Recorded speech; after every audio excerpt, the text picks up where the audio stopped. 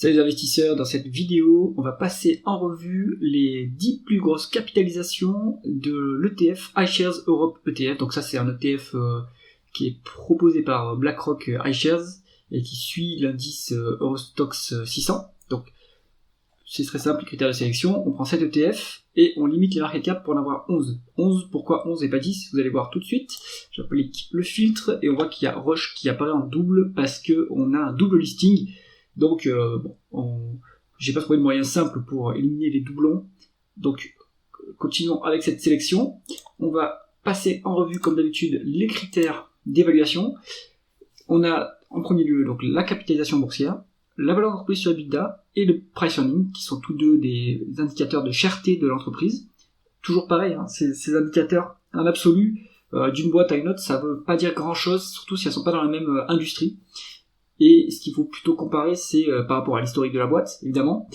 Maintenant, quand on a un investisseur value, il y a quand même des seuils en absolu qui sont intéressants. Hein. Par exemple, si on fait de la value, une valeur d'entreprise sur EBITDA de 5, par exemple, c'est quand même pas cher payé. Donc, toujours à mettre en relatif, je vais vous le dire ligne par ligne, hein, de toute façon. Ensuite, on a un indicateur de rentabilité via le rendement des capitaux investis. Donc là, c'est plutôt un indicateur de rentabilité opérationnelle. On a un indicateur de rentabilité secondaire avec le rendement des fonds propres. Donc ce rendement des fonds propres, lui, il tient uniquement compte du capital qui a été apporté par les actionnaires. Donc on peut avoir des hauts niveaux de rendement des fonds propres grâce à la dette. Donc toujours à garder en considération. On a un indicateur sur la solidité du bilan via l'endettement net par rapport à l'EBITDA. Un indicateur de rendement du dividende.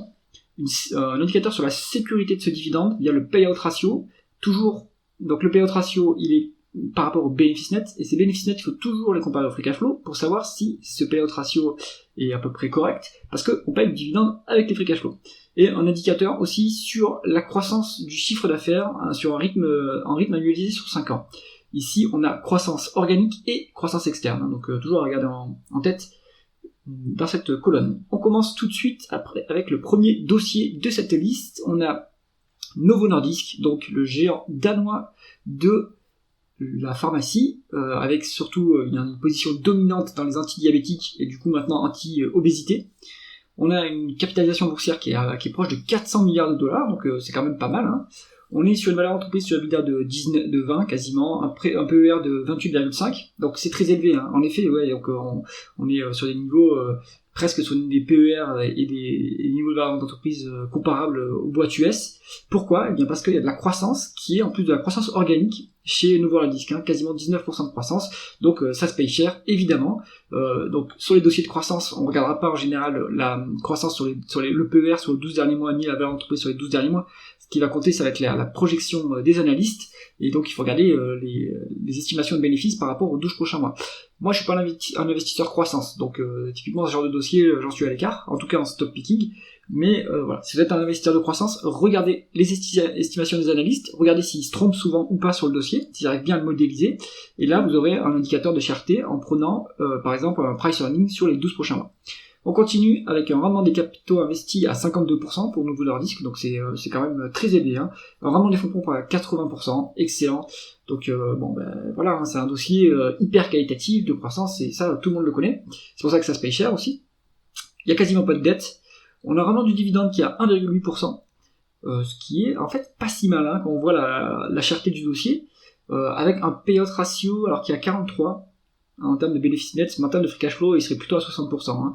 À mon avis, il est quand même sécurisé pour autant, hein, ce dividende, puisque un payout ratio de 60%, c'est pas très élevé pour une boîte qui a beaucoup de croissance, hein, puisque les free cash flow sont aussi en croissance, et s'ils sont ponctuellement pas en croissance, c'est parce qu'on fait des dépenses en capital pour la croissance future. Donc à mon avis, pas de souci sur ce dividende qui est quand même bien sécurisé, qui est pas toujours, pour l'instant très intéressant en termes de rendement, mais qui va progresser à l'avenir. Novo Nordisk, c'est un bon dossier. Moi, je suis structurellement à l'écart des laboratoires pharmaceutiques parce que j'aime pas le secteur. Si vous n'avez pas de telles précautions, eh bien pourquoi pas, intéressez-vous à ce dossier. Ensuite, on a LVMH, donc l'incontournable leader du luxe français, 360 milliards de dollars de market cap, une valeur d'entreprise sur EBITDA de 14,7 et un PER de 28. C'est pas cher payé par rapport à l'historique de la boîte. Hein. Ça, c'est parce qu'on a de la croissance. On a 10% de croissance annualisée sur 5 ans. LVMH, c'est un mix de croissance organique et de croissance par acquisition. Maintenant, actuellement, on se trouve sur un creux de cycle, donc c'est pour ça que les multiples par rapport à l'historique sont plutôt bas. On a une bonne rentabilité des capitaux investis et un bon rendement des fonds propres. 12,5% de ROIC et presque 20% de ROE, donc c'est quand même pas mal. On a un peu de dette sur le dossier. Pourquoi me direz-vous, vu que la rentabilité est supérieure à la croissance? Eh bien, parce qu'on fait des acquisitions, donc on finance ces acquisitions par de la dette. C'est plus efficient financièrement parlant. Rendement du dividende à 1,90%, très bien sécurisé, puisqu'on a un payout ratio d'à peu près 50%, avec des free cash flow légèrement plus élevés que les bénéfices nets, donc ce payout ratio, il est à peu près, c'est à peu près le vrai niveau. Et voilà, croissance de 10%. Donc LVMH, pour moi, c'est un dossier qui se regarde à l'heure actuelle, puisqu'il faut acheter ce genre de dossier en creux de cycle. La boîte souffre évidemment du bas de cycle en Amérique du Nord, ça s'est repris, mais surtout en Asie et spécifiquement en Chine. Mais ça sera pas infini, ce bas de cycle, donc il faut l'acheter, ce genre de boîte, quand on est dans le creux du cycle, et quand la valorisation reflète ces creux de cycle. Comme ça, on peut jouer le rebond. Je suis pas actionnaire de LVMH, mais je pense que c'est intéressant. Je suis pas actionnaire parce qu'il y a des valeurs de croissance et que je fais pas de valeurs de croissance, comme j'ai dit. SAP. On est sur le leader de l'ERP allemand. Donc ERP, c'est Enterprise Resource Planning. C'est le logiciel de gestion de grosses entreprises, avec plein de modules différents. On est sur un market cap de 320 milliards de dollars US, des multiples exorbitants à 33 fois la valeur d'entreprise sur EBITDA, 100 fois en termes de cours sur bénéfice. Donc c'est vraiment délirant. On a un rendement des capitaux investis qui est correct, à 11,5, un rendement des fonds propres qui est faible, à 7%. Donc je comprends pas pourquoi on se paye aussi cher alors que la rentabilité est quand même assez médiocre. La croissance est un peu faiblarde, on a 4,5% de croissance. Donc là, on est sur un dossier de qualité, d'accord, mais on n'est pas sur un dossier de croissance. Moi, je ne comprends pas ces multiples, beaucoup trop élevés. Bon, on n'a pas de dette, il y a un dividende qui est payé avec un payout ratio qui est beaucoup trop élevé, donc en plus ce niveau de dividende n'est pas sécurisé. Bon, les free cash flow sont plus élevés que les bénéfices nets, on est peut-être à 70% de payout ratio, mais c'est tellement cher que le rendement du dividende, en fait, il est faible. SAP, je vous recommande fortement de passer votre chemin sur ce dossier. Hermès, on est sur le numéro 2 du luxe français, mais en termes de qualité, pour moi, c'est le numéro 1, très clairement. On va voir ça dans les métriques. Une market cap de 300 milliards de dollars US, valeur d'entreprise sur EBITDA de 40, un PER de 62,5, évidemment, la qualité a un prix. Maintenant, ça c'est toujours pareil, c'est des PER 12 derniers mois. Quand on a autant de croissance, en fait, ce PER, il est sur les 12 prochains mois, il doit être à 35, 40. Et sur les 24 prochains mois, il doit être à 20, ce PER, vu qu'on a tellement de croissance. C'est pour ça que moi, c'est imprévisible, moi je fais pas c'est pour ça que je fais pas de croissance. Mais voilà, la qualité ça se paye cher, la croissance ça se paye cher, c'est normal. Rendement des capitaux investis à 21%, excellente rentabilité, rendement des fonds propres à 28,5, excellente rentabilité. Il n'y a pas de dette, on est cash net sur Hermès, donc aucun problème, on peut payer les dividendes sans aucun souci, le payout ratio est faible, le rendement du dividende également, vu qu'on se paye très cher. Mais si vous êtes actionnaire de Hermès, vous allez avoir un dividende qui est en croissance. Maintenant, vous payez un multiple très cher, donc s'il y a une déception sur la croissance à un moment ou à un autre, le multiple va très rapidement se dégonfler. Donc là, vous vous exposez à des baisses, des fortes baisses en capital, forte baisse du titre, et donc ça va vous faire des moins-values. Si vous êtes sur un actionnaire de très long terme, aucun souci, vous pouvez supporter ces moins-values, quitte à renforcer, etc. À plus court terme, moi je pense qu'il vaut mieux éviter Hermès. Si on veut s'exposer au secteur, LVMH est quand même avec une valorisation plus douce, évidemment, moins de rentabilité et moins de croissance, mais la valorisation reflète cela, et donc c'est moins risqué pour moi. ASML, le leader mondial des machines pour la lithogravure, c'est-à-dire la conception, la fabrication de puces électroniques et de semi-conducteurs, une market cap de 280 milliards de dollars US, valeur d'entreprise sur EBITDA de 25,5 et un PER de 35. C'est élevé, oui, mais regardez la croissance, 20%. Donc en fait, ces multiples, sur les 12 prochains mois, vous les divisez facilement par 2. Donc là, si vous êtes à 18 en PER, on va aller 20 en PER, pour la croissance qui est en face, c'est vraiment pas cher payé. Avec en plus une rentabilité vraiment exceptionnelle. C'est la meilleure rentabilité de toute cette liste, que ce soit en termes de rendement des capitaux investis ou en termes de rendement des fonds propres. Donc sauf Novo Nordisk. Novo Nordisk, oui, pardon, c'est le numéro 1 sur cet aspect-là. Mais sur ASML, c'est d'autres problèmes, on va dire, d'autres risques. Tu vois, sur Novo Nordisk, on va être sur des problèmes plutôt litiges, procès à cause d'effets secondaires, etc. Sur ASML, comme c'est une boîte géopolitique, puisque la chaîne de production, les chaînes de valeur des semi-conducteurs sont très éclatées mondialement, c'est un autre risque. Voilà. Mais en termes de qualité du dossier, c'est exceptionnel. Hein. On est sur une très forte rentabilité, une très forte croissance, et des multiples qui sont pas si élevés que ça par rapport à ces deux éléments. Hein. Donc ça se regarde. Un rendement du dividende à 1%, avec un payout ratio qui est à 32%, mais en réalité les free cash flow sont plus élevés, donc en fait on est à 25%. Donc ce dividende il est très sûr, même s'il n'est pas très élevé, il va y avoir la croissance à venir sur les dividendes, et en plus il y a des rachats d'actions de mémoire sur SML, donc ça améliore le rendement de l'actionnaire. Il n'y a pas de dette, on est cash net sur SML, excellent dossier. Voilà. Rien de plus à ajouter, c'est un excellent dossier.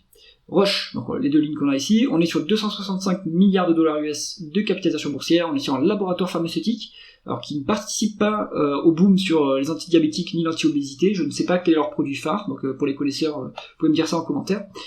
Valeur d'entreprise sur EBITDA à 11,5 et 30 de PE. On n'a pas de croissance à mettre en face de ces multiples. Alors, pas de croissance sur 5 ans, avec manualisé. Donc là, je me questionne sur ce niveau de multiple.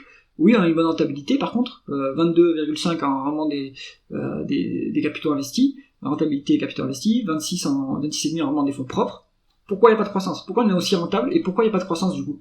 Est-ce qu'ils sont mal positionnés? Donc moi ça me dit qu'en fait ils sont pas positionnés sur les médicaments d'avenir, donc par exemple l'anti-obésité, l'antidiabétique. Donc en fait ils sont sur les mauvais segments et donc ils perdent potentiellement des parts de marché. Voilà pourquoi en fait c'est un dossier qui génère beaucoup de free cash flow. Si vous regardez par rapport, on est ici, si vous regardez, il génère le double de free cash flow par rapport au bénéfice net. Eh bien ça c'est typique des cas où en fait on est sur une boîte qui est en phase de maturité et qui a plus d'opportunité de croissance.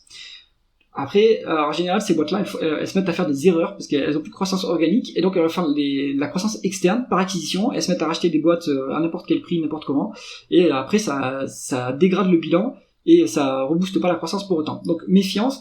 On voit que le payout ratio est à 92%, mais en fait les free cash flow sont 2 fois plus élevés que les bénéfices nets, donc on a 50%. Un rendement du dividende qui est tout de même intéressant, à 3,24%. Voilà, en fait, Roche, ce qu'ils font, c'est ils rendent tout leur cash. Non, ils rendent pas tout leur cash, puisque les free cash flow, ils sont double des bénéfices nets, mais ils rendent une bonne partie du cash à l'actionnaire, donc ça donne un bon rendement du dividende, mais il n'y a pas de croissance en face. Donc là, c'est bien pour un rentier, mais attention, ça vient avec les risques inhérents au laboratoire pharmaceutique, risque de procès, effets secondaires et compagnie, vous connaissez la chanson. C'est pour ça que j'en suis à l'écart. Nestlé, donc on est sur de l'alimentaire, suisse toujours, une market cap de 250 milliards de dollars US à peu près, une valeur d'entreprise sur EBITDA de 14 et un PER de 21. Alors, en termes de valeur d'entreprise sur EBITDA, c'est quand même cher payé. En termes de PER, c'est pas très cher payé, mais il n'y a pas de croissance en face. On est flat sur 5 ans en rythme manualisé chez Nestlé, donc il n'y a plus de croissance, société mature. Ça m'intrigue d'ailleurs, pourquoi est-ce qu'on a un multiple de valeur d'entreprise sur EBITDA aussi élevé? Ça c'est bizarre. On a beaucoup de dettes chez Nestlé, en plus on a 3 fois la dette nette en EBITDA, donc ça rend le dossier un peu dangereux. Maintenant, Nestlé, ils ont une capacité à s'endetter à des taux d'intérêt très attractifs, notamment parce qu'ils peuvent s'endetter en francs suisses et les taux d'intérêt sont faibles. Et c'est une boîte qui est bien mondialisée. Bon, il n'y a pas de croissance, rentabilité est correcte, rendement des fonds propres à 30%, c'est pas mal, rendement des capitaux investis à 12%, c'est correct, c'est convenable, c'est plutôt bon même. Il y a un dividende à 3,5%, il est bien couvert, non, il est pas bien couvert par les... Enfin, on a un payout ratio de 72%, donc c'est élevé, quoi. Ce que fait Nestlé, voilà, c'est rendre du cash aux actionnaires, mais il y a beaucoup de dettes. Voilà, le dividende risque de ne pas augmenter beaucoup plus que ça, puisque on est déjà ras la gorge en termes de payout ratio. Donc Nestlé, à mon avis, il vaut mieux s'en tenir à l'écart. AstraZeneca, on est sur une boîte britannique, AstraZeneca Public Limited Company, donc c'est britannique. Laboratoire pharmaceutique, moi j'en suis à l'écart comme d'habitude. Market cap de 233 milliards de dollars US. On est sur une valeur d'entreprise sur EBITDA de 14,5, un price earning de 33,5, donc ça se paye cher quand même. AstraZeneca, il y a de la croissance en face. Il faut voir si c'est de la croissance organique ou de la croissance par acquisition. Je ne connais pas leurs produits, donc je ne sais pas dans quel secteur, quel segment de la pharma ils opèrent. On est sur une rentabilité tout à fait bonne, 15,7 en rendement des capitaux investis, 17,5 en termes de rendement des fonds propres, donc ça c'est pas mal. On est sur un endettement net sur EBITDA de 1,4 fois, ce qui est pas très lourd en termes d'endettement. Un rendement du dividende à 2% qui est intéressant. Maintenant, un payout ratio qui est à 65%, mais les free cash flow sont plus élevés que les bénéfices nets, donc on est plus proche des 50% en réalité. Donc ce niveau de dividende est soutenable. Il y a de la croissance, maintenant il faut voir si c'est organique ou par acquisition. Si c'est par acquisition, c'est un peu moins intéressant. Bon, voilà. Dossier qui se paye un peu cher. Bon, il y a de la croissance, un rendement du dividende, pourquoi pas. C'est pas la meilleure pharma, et puis c'est pas la meilleure qualité en termes de pharma, et si vous prenez Novo Nordisk en termes de qualité, c'est quand même bien meilleur. Novartis, toujours le même secteur, 213 milliards de dollars US, 11,1 fois la valeur entreprise sur EBITDA, et c'est la pharma la moins chère de la liste. On est à 18,4 en termes de PER, avec des bons rendements, des bonnes rentabilités, 19,5 en termes de rendement des capitaux investis, 26 en termes de rendement des fonds propres, donc ça c'est pas mal, un bilan qui est pas trop lourd, à 1,1 fois la dette nette sur EBITDA, un rendement du dividende qui est intéressant, à 3,6%, un payout ratio qui est à 63, mais si vous prenez les free cash flow, on est bien plus bas que cela, donc ce rendement du dividende est sécurisé. Maintenant, il n'y a pas de croissance non plus chez Novartis, ils n'ont pas l'air de faire de croissance externe. Pour avoir une croissance aussi faible, je pense que c'est de la croissance organique qui est complètement flat. Donc Novartis, ça peut être intéressant, c'est pas trop cher. Pour un rentier, pourquoi pas, voilà, vous avez un petit dividende intéressant, avec toujours les mêmes risques sur la pharma. Dernière ligne de cette sélection, HSBC Holdings, la banque britannico-hongkongaise, donc moi j'évite les banques, je vous recommande de faire la même chose, faites ce que vous voulez, ça se valorise pas comme une entreprise normale, on regarde le PER pour les banques, et on est sur un PER de 9,5, c'est à peu près ce qui se fait en Europe en termes de multiples pour les banques, les plus basses étant BNP et Crédit, non ça c'est en France, après il y en a des plus basses en Italie et en Espagne, mais bon, en Europe on va dire qu'on se trouve dans la moyenne de valorisation, et les banques ça se paye pas très cher. On est sur un rendement des fonds propres qui est à 13%, c'est correct, sans plus pour une banque, hein, on rappelle, puisqu'il y a beaucoup de leviers sur les banques, donc normalement les rendements des fonds propres sont plus élevés que ça. Un rendement du dividende, et c'est le seul point intéressant des banques, c'est 7,07 en termes de rendement du dividende, qui est bien couvert par... le free cash flow ça n'a pas d'intérêt pour une banque, c'est voilà, on est sur un payout ratio de 52%, donc ce niveau de dividende est soutenable, et il y a 3% de croissance. Bon, pour une banque, rien de surprenant, le secteur est complètement mature. Ils ont un peu de croissance, j'imagine, via leur filiale en Asie du Sud-Est, via Hong Kong. Là, il y a un peu de croissance, mais en Europe, c'est complètement flat, les banques. Donc, voilà, si vous êtes intéressé par un niveau de dividende intéressant, pourquoi pas, avec les risques qui viennent avec le fait de s'exposer aux banques. Mon avis sur cette sélection, quelles sont les entreprises que l'on pourrait mettre en portefeuille qui sont à mon avis les plus intéressantes, sachant que moi je suis un investisseur value et pas un investisseur croissance, donc mon avis ne vaut pas grand chose je pense, mais si on veut de l'excellente qualité très rentable à un prix pas si cher payé, hein, on se met sur ASML, secteur d'avenir. Maintenant il y a les risques géopolitiques qui viennent avec, je suis à l'écart de toute la pharma, je suis à l'écart des banques, Nestlé c'est pas intéressant, c'est trop cher. Et ensuite, je mettrai LVMH. Novo Nordisk, ça se regarde aussi. Ok, donc voilà mon trio, ça serait en numéro 1 ASML, en numéro 2 LVMH et en numéro 3 Novo Nordisk. J'espère que cette analyse vous a plu. Si c'est le cas, mettez un pouce vers le haut et pensez à vous abonner à la chaîne. À bientôt.